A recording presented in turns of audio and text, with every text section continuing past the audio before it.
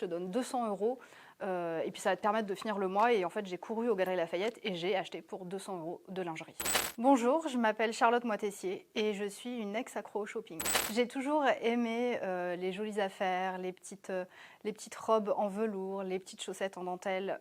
Et ça, c'était quand j'étais dans des quartiers populaires à Marseille, d'où je viens d'ailleurs. Mon papa m'a changé d'école pour des raisons pratiques parce qu'il travaillait dans les quartiers sud. Et là, j'ai eu un énorme choc. J'ai réalisé qu'il y avait des enfants qui étaient plus fortunés que moi et je l'ai vu directement. Et à ce moment-là, j'ai aussi perdu ma maman, ce qui fait que pour moi, ces petites filles représentaient un idéal de structure, un idéal familial et aussi un idéal esthétique. Ça a commencé à déraper en fait quand j'ai été étudiante. J'étais plutôt une étudiante pauvre parce que j'ai aussi perdu mon papa à l'âge de 18 ans.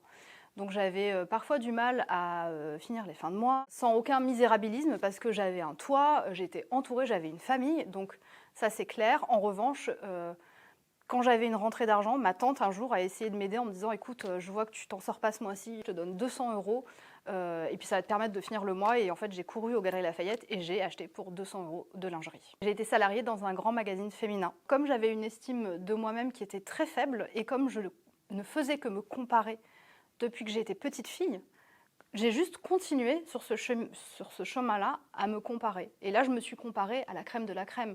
Je me suis comparée au magazine féminin français. Et c'était mon rêve de travailler là-dedans.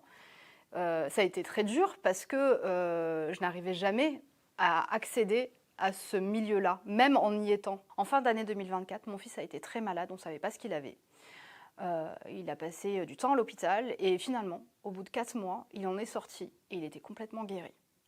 Pendant ces 4 mois, je n'ai pas acheté, évidemment. À sa sortie d'hôpital, j'ai complètement décompensé. Et j'ai acheté en continu pendant une semaine. J'ai acheté peut-être pour 200, 300, 400 € par jour. C'est une somme que je ne peux absolument pas me permettre de dépenser. Quand j'ai commencé à recevoir les colis, qui arrivaient en masse, je me suis dit, mais là, il y a un problème. Qu'est-ce qui ne va pas chez moi? J'ai ressenti pour la première fois un sentiment de dégoût, d'écœurement, presque physique, qui ne m'était jamais arrivé avant. C'est-à-dire qu'avant ça, j'ai 20 ans de shopping très actif derrière moi. Et c'est la première fois que je me dis, Charlotte, maintenant il faut arrêter, tu as un problème avec le shopping. Mais je crois que pour les gens qui sont accros au shopping, vraiment la première chose à faire, c'est de trouver quelqu'un à qui en parler. Soit un thérapeute, soit une amie, soit un conjoint, mais quelqu'un qui ne va pas nous juger. En revanche, après, ce qui est difficile, c'est de se dire comment je ne vais pas replonger. Et en fait, pour ne pas replonger, il y a aussi des astuces à mettre en place, des techniques. Il y a le tracker de dépenses, il y a aussi la bienveillance envers soi-même. Quand on est accro au shopping, on a tendance à être extrêmement dur. On se sent coupable, on se sent presque sale, on se sent honteuse parce qu'on fait quelque chose qu'on sait ne pas être normal ou dans les clous. Si on fait une rechute, et ça m'est arrivé dans l'année, j'ai fait des rechutes.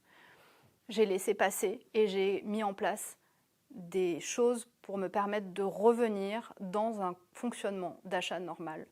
Au lieu de prendre mon téléphone, l'éteindre, ne pas scroller, me faire un gâteau, aller marcher, pas en ville évidemment. C'est une transformation très profonde qui arrive quand on arrête d'acheter de cette manière parce que, par exemple, moi, j'ai énormément économisé. Avant, je ne pouvais pas remplacer ma machine à laver ou subvenir à un contrôle technique, par exemple, de ma voiture. Parfois, j'ai eu beaucoup de mal à payer certaines factures. Aujourd'hui, j'ai plus cette charge mentale de me dire « Ouh là là, mais comment je vais faire le mois prochain pour si jamais il m'arrive quelque chose ?» J'ai ce petit matelas de sécurité qui est très important financièrement. Et on sait très bien que la liberté financière, alors je parle pour les femmes, est fondamentale pour se sentir libre.